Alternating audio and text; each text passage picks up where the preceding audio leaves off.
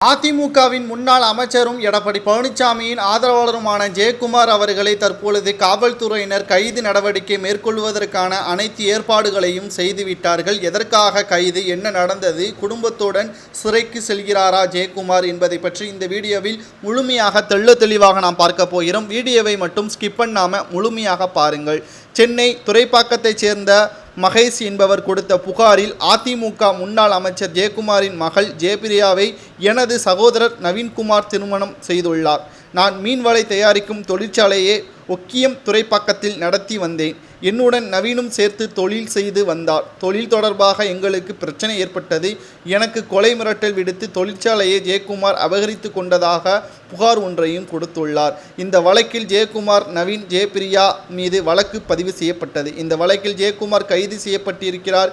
இந்த நிலையில் எதற்கும் அஞ்ச மாட்டேன் என்று அதிமுக வழக்குகள் போட்டாலும் மிரள மாட்டோம் என்று ஜெயக்குமார் அவர்களது மகன் ஜெயதீபன் அவர்கள் சமீபத்தில் பேட்டி ஒன்றை கொடுத்திருந்தார். இந்த நிலையில்தான் குடும்பத்துடன் சிறைக்கு செல்ல வேண்டிய சூழ்நிலை ஏற்பட்டுள்ளது. ஜெயக்குமார் அவர்களின் மகள் கணவரின் தம்பி தொழிற்சாலையை அபகரித்து கொண்டதாக தற்பொழுது காவல்துறையிடம் புகார் ஒன்றை அளித்து அதிரடியான விசாரணையும் நடத்தப்பட்டு வருகிறது. இதில் இவர்கள் குடும்பத்துடன் கைது செய்யப்படுவார்கள் என்றும் விசாரணையின் முடிவில் தெரிய வருகிறது.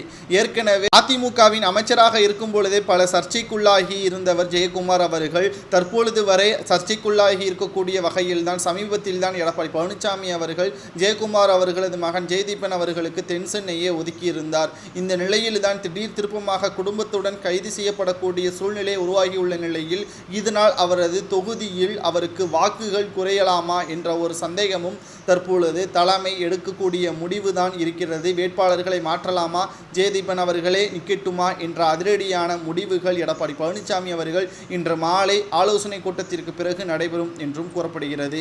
இந்த நிலையில்தான் ஜெயக்குமார் அவர்களால் வந்த பிரச்சனை அவரது மகனுக்கும் அவரது மகளுக்கும் மிகப்பெரிய ஒரு தலைவலியாக ஏற்படுத்தப்பட்டிருக்கிறது.